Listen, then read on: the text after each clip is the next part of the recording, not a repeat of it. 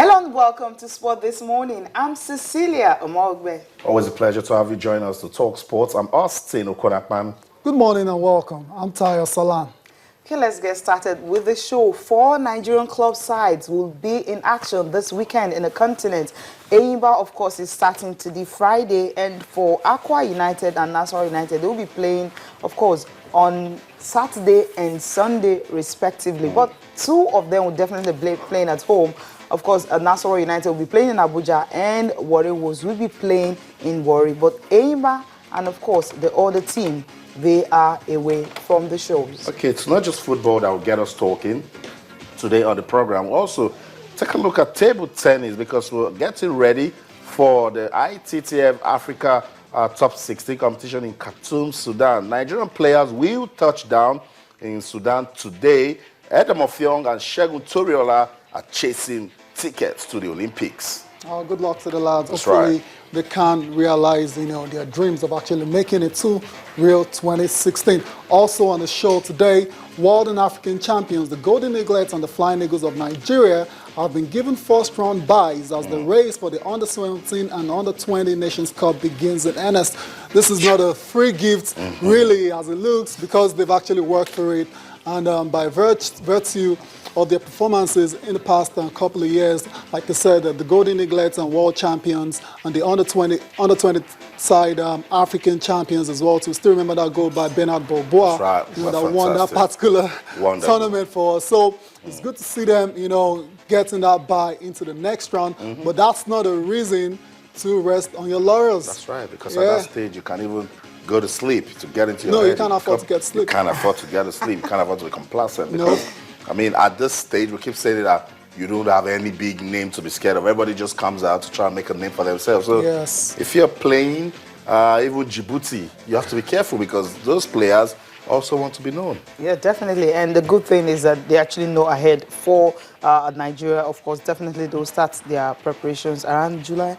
And talking about the Flying Eagles, of course, the Golden Eaglets around August, so they have a long time to actually prepare selections and all that to start those qualifiers. But I think since both of them are winners and champions and all that, they definitely know what it means, the pressure that will be on you as a champion. Every team actually want to, beat you and, have the bragging rights and all that. But I think the teams that we have, they definitely know how to do big things when it comes to African continent. Of course, the under-17, well, they're everywhere. That's right. With the Golden Eaglets, no contest, At all. Even if they're not doing well in Africa, they're going to the world stage and they're not smiling. Remember what happened in Niger? In Niamey, they didn't get to win. Everybody was talking tough. Coach Emmanuel Amunike should go. They went to Chile to win the competition. And someone was saying, where's the last laugh? So for this one, we're getting ready for the World Cup in 2017 in India. They definitely want to go there to defend their title. Yeah, surely. And for you to do that, you've got to qualify for the African tournament, first of all. But later on in the show, we'll talk about a potential, opponent in the second round of the qualifiers. Yeah. Okay, definitely. And you talked about the fact that we have the big 2 players that will be seeking Olympic tickets. That's right. In Sudan, Segun Toriola and, of course, Offiong. Both of them, I'm looking at the fact that, they've got what it takes to actually do it. Just push right and get it. Because for Edem Offiong, she'll be wondering how she messed up the chance of picking up a ticket at the African Games. Because she met someone who's actually, when you were in Cameroon, you were watching these lads and all that, you see them having coaches behind them. That's right. Some of them as international, another coach, like 3, 4, 5 technical crew working with just one. Then you have in Nigeria here, you just have one national team coach. That's right. And that's the coach that's going to work with everybody. But what Edem Offiong needs to go back to do is take a look at this lady on your screen. Olufunke Oshonaike is 41. She made it to the semis at the African Games. You just need to make it to the last 4, and then you qualify for the Olympics. She's supposed to look at herself and say, okay, if there's a Dina Meshrev, if there's Nadine El Doulatli from Egypt, if there's Olufunke Oshonaike, the next person should be Edem Offiong. That's what she should check that. Oh, what's she not doing right? Funke doesn't mess with her training. Despite the fact that she's got so much to do, she's a mother, she works, she tells us she's a chef. And this is Edem Offiong. She has the experience. She's been to world championships. Exactly. She's won continental competition. She's an African Games gold medalist. She'll be wondering, how did she miss out of the chance? So for her, she needs to stay focused in Sudan see if you can get a ticket to the Olympics. Awesome. But everybody is looking towards Segun Toriola. Yeah, Toriola, Young. I mean, she can't be wondering at this stage That's now. right. I mean, the tournament is about to start, so all our focus and energy is on how to, get into the final and pick that ticket for Nigeria. It'll be really good to have, two players representing Nigeria, both in the additional male. 2, yeah. Exactly. 4 in total. Exactly. Sweet. So that'll be really good. And so good luck to Segun Toriola and Young, Adam. And so, guys, the update is that players have already arrived in Khartoum for the competition action. We get underway on Sunday. Team Nigeria, the 4 of them will arrive today at about 4 p.m. Khartoum time. So we're waiting. When they land in Khartoum, we'll try and establish some connection, find out how ready they are, particularly that guy there, Segun Toriola. He's staying focused. He wants to pick a ticket to the Olympics. And I'm banking on the words Aaron Okwadi said to me. Aaron Okwadi says, look, this guy is experienced. This guy defeated Omar Assar in Congo. He can take that same quality to this competition in Khartoum. He took it further to say it would be really sweet if he's playing in the finals with Segun Toriola, and you just need to reach the final. Exactly, that Olympic ticket. I think what I'm looking forward to is just him making history, becoming the first African to have been to Olympics 7 times. That's what I'm looking forward to. Once he's having that as the focus, I definitely think he can pick the ticket I really want.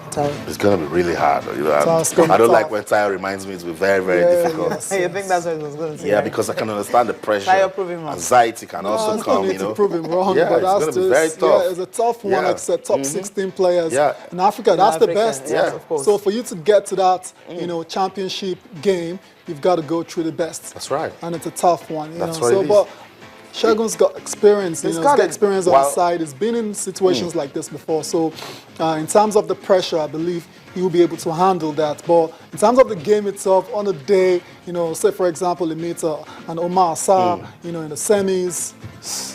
Can you confidently put your money down and say it's going to be it's going to be a clear winner? I mean, anything can happen. Anything can happen. But while Segun Toriola is looking forward to Rio, the person that wants to make it to the final is looking forward to the World Championships, because the winner gets to qualify for the World Championship. Look at that. So it's That's really, added incentive, there's Mohamed El Biali from Egypt. There is El Sayed. There is Omar Assar.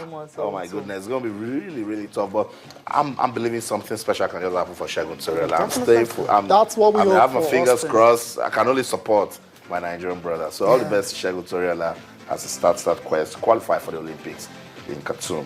Yeah, definitely. And of course, we'll also be talking about tennis, what I'm talking about. Not the table tennis right now. Right. The main one tennis. on court, the main tennis. And of course, preparations so far. Not really preparations, I mean, how Nigerian athletes are actually doing right there in Tunisia, how far they've gone, if we've had the ones that are already in the finals already. I just want to hear something good. I mean, Mohamed Bali will be talking to us this morning.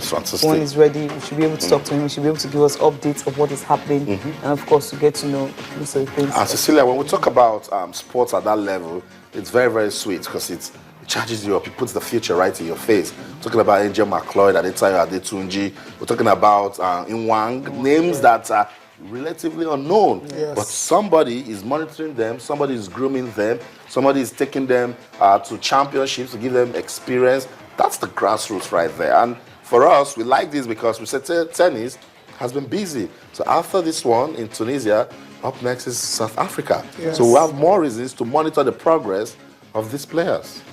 Definitely, because you talked about the one in South Africa, and that one is going to be bigger because that's African Yeah, Junior that's the African Championship. Championship. And when you're having that, and you're having most of the junior, athletes, all of them coming and playing, you see that they rub shoulders with other, athletes from across Africa, and that also give them a boost and also boost their rankings. Yeah, surely. So I can wait for it. I mean, championship experience, you can't beat it. It helps you improve your skill set as well too. So when the main tournament starts in South Africa, these guys will be going in with a lot of confidence. That's right. Yeah, a lot of confidence, and that should put them in good stead, for the tournament itself. So it's a good one. I like how we're talking about tennis now. That's right. You can see they're working. So when that time comes for the National Sports Commission, to do their part, they will have to do their part. It's as simple as that. That's right, because we've told them that anybody that is busy, that is making efforts to get better, support that federation. Exactly, and any federation that is not making efforts, you cut their funding. That's right. Simple as that. That's right. So you still have work to do.